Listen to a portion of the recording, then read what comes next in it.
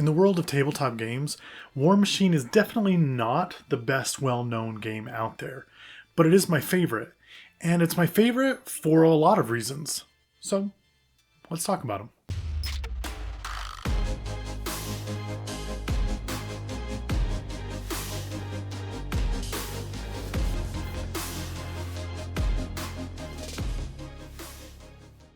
As I was putting together this video, I thought about what got me into tabletop gaming in the first place. And I'm sure a lot of you have a similar story where, you went to a hobby shop and you saw people playing Warhammer, or somebody painting Warhammer, or even just displays of Warhammer.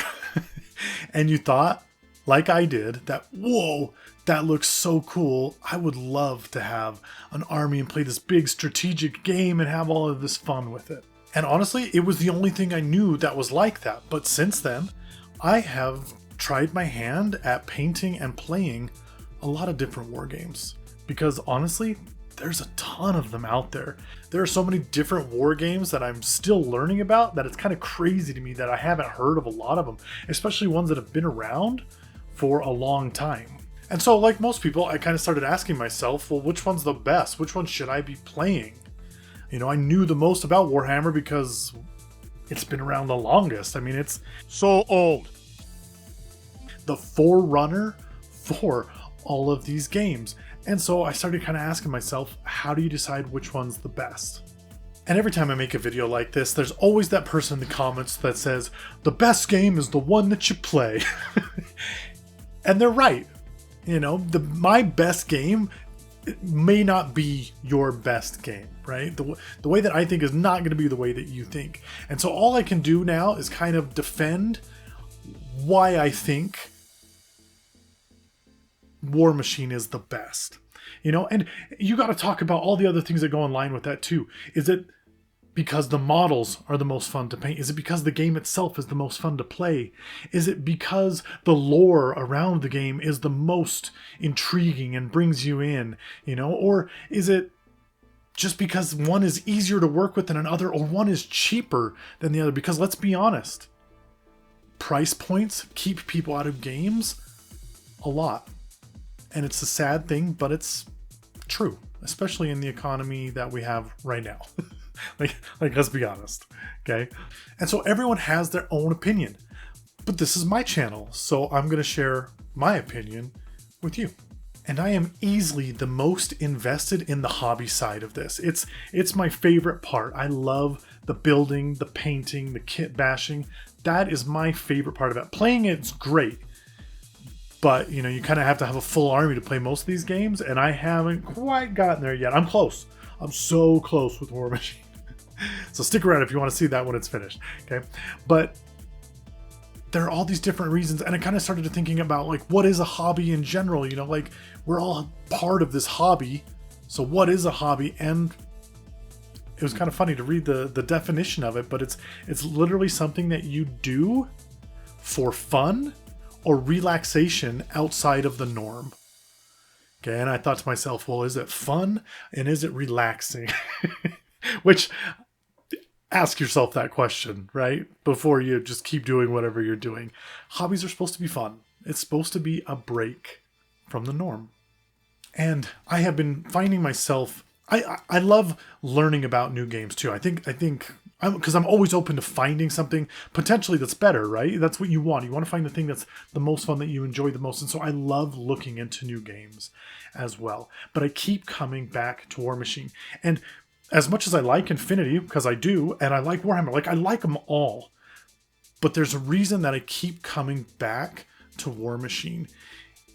And I figured that out this last week because I was painting all these things and I was stressing out about getting stuff done and out and on time and, for the YouTube channel, which if you want to make your hobby even worse, start a YouTube channel because that just puts even more stress on your shoulders. But it's also kind of nice because it forces you to get things done. So didn't see that coming.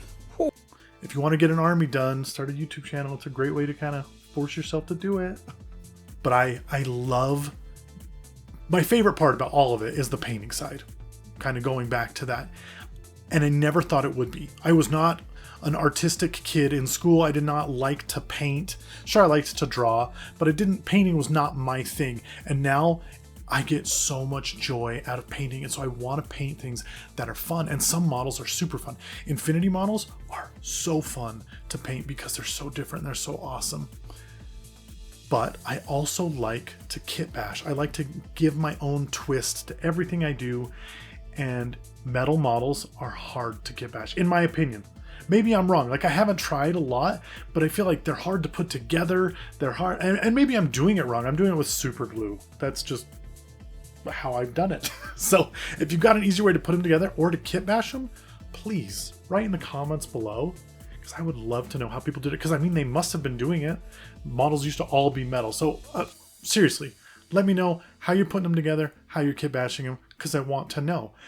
But for the time being, plastic or even resin, just because I've dealt with resin so much, and lately it's gotten a lot easier to deal with, I find it super easy to do kit bashes, and that has been the biggest factor in making Warmachine my favorite.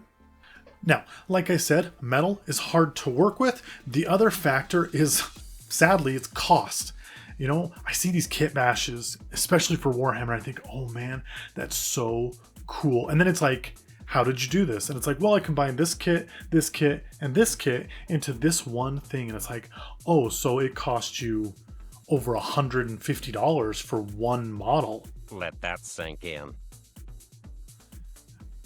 Double or triple that for a bigger model. You know, and I just thought, I don't have that kind of money. As much as I wish I did, I don't. But Warmachine is relatively cost effective. It's easy to fix the models, and you don't even have to do a lot. The model that I've been working with this week is a Warcaster that all I did was make a cool base for it. Okay? And I'm always going to paint something, and so I have a little tutorial that we'll get into in a minute about painting non-metallic metal, but I love being able to put things together and just show off kind of my little bit. The lore for Warmachine is good. The rule book, which you can pre-order right now and we'll be releasing information on soon, is fantastic, and it's got lore in it. It's got a quick start guide. It's got everything you need to get into this game and to make getting into this game better. And so I'll do a video on that later. But Warmachine has everything that I'm looking for, and it's not going to cost me an arm and a leg, and I can change things and make them look the way that I want. Another example of that is this guy, Plugger. I decided to build him a custom base. I decided to cut him up and move him around and change his knives, and one of his knives was broken, and so I ended up repairing it, and it was easy, and it's probably one of my favorite models that I've ever worked on because, again, there is no other plugger that looks like this one. And so that's why Warmachine is my favorite. And you might think that's a dumb reason, but I think it's a good, easy game to get into. You can play small bouts with it. It's cheaper. I mean, they're all relatively about the same, right? It's easy to get into, and the models just look awesome. And they're so varied and different that it's like every single time I paint one, I can try something new that I haven't done before, and I can grow as a painter. And I feel like that's one of the things that I love the most, is that I feel like I'm growing as long as I'm playing and working with it. And just to kind of show that off, here is how to paint gold non-metallic metal on a cape. So the two things I kind of want to start off with to show off on this model is I'm painting right now the trench coat, the coat that she's wearing, and I want to have it be a nice blend of reds to lighter to darker colors. And so what I did is I started with my Kato red, and I dropped in some blue, and then I dropped in my normal, it's like my favorite go-to highlight for red, which is this ember orange. And anyway, I just kind of mix these along until I get what I want. I didn't have to mix a ton of the orange. It's not perfect. I'll probably come back and do a little more blending just to make it look really good, but I'm happy with how the brighter areas do look brighter and the darker areas do look a little darker. And now I'm going to try and do something that I've never done before, which is gold non-metallic metal. And from what I understand, you're supposed to start with brown, so that's what I did. I started off with a base coat of Guncore Brown, right there, Guncore Brown. And as you can see right here, same thing, Guncore Brown, my Ember Orange, and then I finished that all off with the Mara White to put this in here. And I haven't fully mixed these all in, but from what I understand, you start from the dark up to here, and then the bright points you have this, maybe even a little bit of white, but we'll see. That's the goal.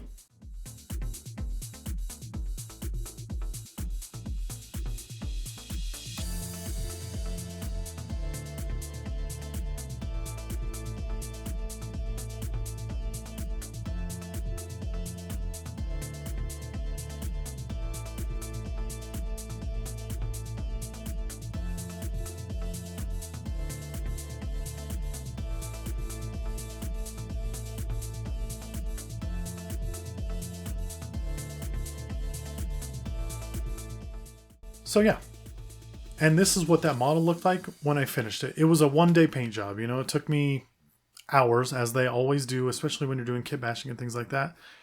But it was fun, and I enjoyed it, and the burnout that I was starting to feel went away.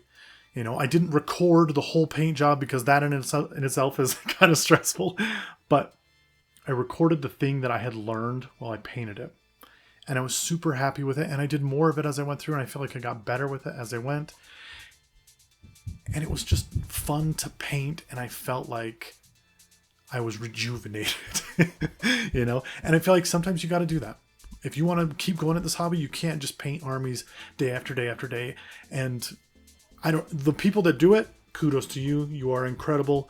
I am not one of you yet. Maybe in the future I will be, but right now I'm not. But like I was saying earlier, I would love to know what is your favorite game and why you got into it. So please leave it in the comments below. Tell me why your game is the best game. Don't tell me why it's better than Warmachine. I don't need to know why. I want to know why it's the best and what makes it the best. Okay? Because just like kit bashing, we're trying to build things up, right? We're trying to build things together. So put that in the comments below. And if you like this video, it's kind of out of the ordinary. It's not something I normally do. I usually try to stick more towards painting tutorials and things like that. But if you like this video, please hit that like button. Subscribe to the channel. Stick around. We're going to keep doing stuff like this. We're going to keep growing steadily year by year. And I'm going to keep painting because, like I said, I enjoy it. And most of the time it brings me relaxation. So I would love to keep doing that with you. And as always, don't spend so much time building your world that you forget to spend some time in it. That you forget to enjoy it. Until next time.